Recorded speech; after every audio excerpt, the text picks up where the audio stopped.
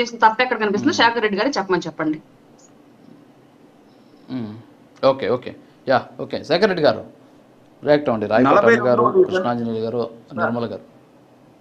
Sir 42వ division Tirupati sir, 42వ division corporator గా ఉన్నటువంటి నా పేరు ఆయన పేరు కూడా శేఖర్ రెడ్డి.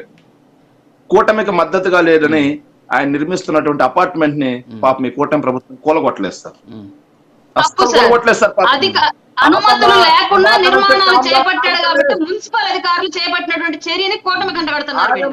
అన్ని తెలుసులేమ్మా, మున్సిపల్ అధికారులు చేపడతారు, పోలీసులు చేపడతారు.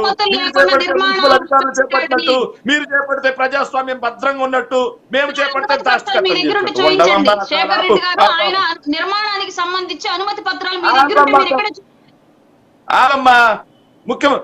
ముఖ్యమంత్రి ఉంటున్నదే ఈ రోజు అక్రమ నివాసం. ముఖ్యమంత్రి ఉంటున్నదే ఏదైతే గ్రీన్ ట్రిబ్యునల్ కు సంబంధించి నివేదికలు తిరోధకాలు వద్ది నదీ గర్భంలో కట్టుకున్నటువంటి నివాసాన్ని ఈరోజు ముఖ్యమంత్రి ఉన్న నివాసాన్ని అధికారిక నివాసం.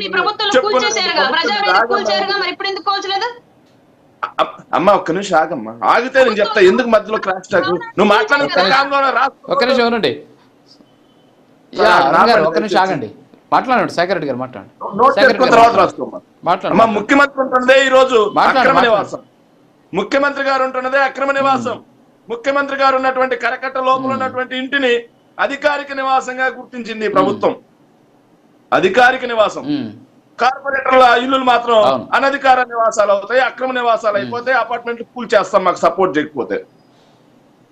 అంతేనా సార్? ఎస్. ఇంకో మాట సార్, బస్సు మీద దాడి జరిగింది, వైసీపీ వాళ్ళు కొట్టుకున్నారంట సార్. అద్భుతమైన కథలడంలో ముందంజలో ఉంటుంది సార్ మా చెల్లెమ్మ రాయపాటారు. సో కళ్ళకి ఏం మాట్లాడతామో అర్థం కాదు సార్. సార్ బస్సు మీద దాడి జరగడం అప్రజాస్వామికం అని ఉంటే మనం ఖచ్చితంగా దాన్ని హర్షించవచ్చు. కానీ అక్కడ అంత క్లియర్ గా వైసీపీ కార్పొరేటర్లు వైసీపీకి ఓటేసుకోవడం కోసం వైసీపీ ఎంపీతో కలిసి వెళ్తుంటే వచ్చి దాడి చేసింది ఆ గుండాలు ఎవరు? మా పార్టీ గుండాలా వాళ్ళు? జనసేన పార్టీ గుండాలా?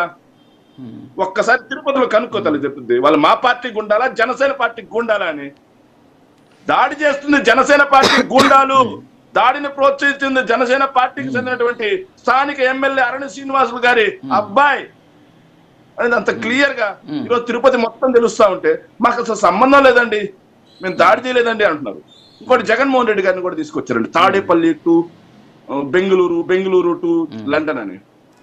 మా నాయకుడు ఆయన ఇష్టం, మీకు వచ్చిన నొప్పి ఏంటి? మా నాయకుడు ఎక్కడ తిరిగినా మాకు రాలేదు నొప్పి, మీకెందుకు నొప్పి వస్తుంది నాకు అర్థం కావట్లేదు.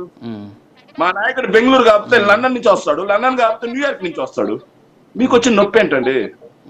మీ నాయకుడు మాత్రం గడిచిన 5 ఏళ్లలో 5 సినిమాలు చేసుకుంటే తప్పరాలేదు, షూటింగ్ క్యాప్ లో వస్తే తప్పరాలేదు, షూటింగ్ క్యాపుల్లో వస్తే తప్పరాలేదు సార్. మా నాయకుడు వాళ్ళ పిల్లల యొక్క గ్రాడ్యుయేషన్ సెరమనీకి వెళ్ళడం కూడా తప్పైపోయింది వీళ్ళకి. ఏం సార్ మీ అబ్బాయి ఎక్కడున్నా గ్రాడ్యుయేషన్ సెరమనీ చేస్తే మీరు 4 కాకపోతే నెల రోజులైనా సరే ఈ ఛానల్ కి లీవ్ పెట్టి వెళ్తారా వెళ్ళరా? దాన్ని కూడా తప్పుగా తీసుకొస్తారా? మేము మాట్లాడి చాలా చండాలంగా ఉంటుంది సార్. మంత్రిగా ఉండి మధ్యలో ఓజీ షూటింగ్లకు వెళ్తున్నారంట, అది చూడండి ఒకసారి. మంత్రిగా ఉండి హరిహర వీరమల్లు షూటింగ్లకు వెళ్తున్నారంట, అది గమనించండి. ముందు మనం మాట్లాడేటప్పుడు తర్వాత మన మీద ఎన్ని మాట్లాడే ఆలోచన చేసుకోవాలి. ఇంకోటి సార్, మేమైతే క్లియర్ గా చెప్తున్నాం సార్, ఈ రోజు వాళ్ళు ఎంత దాష్టికి మేము అంటున్నాం సార్, ఈ ప్రజాస్వామ్యయుతంగా జరుగుతున్నాయి, ప్రజాస్వామ్యబద్ధంగా జరుగుతున్నాయి కదా సార్. కోరం సెట్ కాలేదని చెప్పేసి జనసేన పార్టీకి చెందిన 3 మహిళల్ని ముసుగులేసి కార్పొరేటర్ల లాగా ఏదైతే ఎస్వి యూనివర్సిటీ కౌంటింగ్ హాల్ అదైతే పోలింగ్ హాల్లోకి తీసుకెళ్లారంటే ముసుగులేసి జనసేన వాళ్ళు మేము కాదు, మేము ప్రజాస్వామ్యయుతంగా ఉన్నాం, మొత్తం మాకు వచ్చేసారి తప్పిస్తే మేము ఎక్కడ వాళ్ళని పిలవలేదు, బెదిరించలేదు. అది విజువల్స్ కనిపిస్తా ఉన్నాయి కదా దాడి చేసింది ఎవరని. పక్కనే వేస్తా ఉన్నారు. ఆ బస్సులో ఉండేది వైసీపీ వల్ల లేకపోతే జనసేన పార్టీ కోటేయడానికి పోయిన వాళ్ళు అనేది లోపల ఉన్న వాళ్ళు కండువులు వేసుకున్నారు. లోపలనే వైసీపీ కండువులా కాదా బస్సులో ఉన్నాయి. మరి మా వైసీపీ పార్టీకి చెందిన వాళ్ళు మా ఎంపీ సాక్షిగా మేమేదైతే డిప్యూటీ మేయర్ ఎన్నుకోవాలని చెప్పేసి మేము ఎలక్షన్ పోతుంటే మా మీద దాడి చేసింది ఎవరు? అది తప్ప రైట్ అనేది ఖండించాల్సింది పోయి వాళ్ళు కొట్టుకుంటున్నారండి, వాళ్ళు తిట్టుకుంటున్నారండి. వాళ్ళ నాయకుడు అక్కడక్కడ తిరుగుతున్నాడు కాబట్టి మాకు వస్తున్నారండి.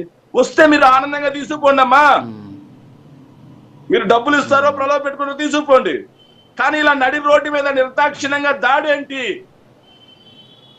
ఈ దాడిని మీరు సమర్థిస్తున్నారా? ఇలాంటి దాడులకే మేము ఈ 4 ఏళ్ళు పాల్పడతామని చెప్పి ఇండికేషన్ ఇస్తున్నారా? దానికి సమాధానం చెప్పమంటే అబ్బాయి చెప్పరు సార్. వాళ్ళు కొట్టుకుంటారు, వాళ్ళు తిట్టుకుంటున్నారు. ఓకే సార్ మళ్ళీ చెప్తున్నాను సార్, అంటే వాస్తవంగా ప్రజాస్వామ్యంలో ఇలాంటి దాడులు ఎవరు చేసినా తప్పే.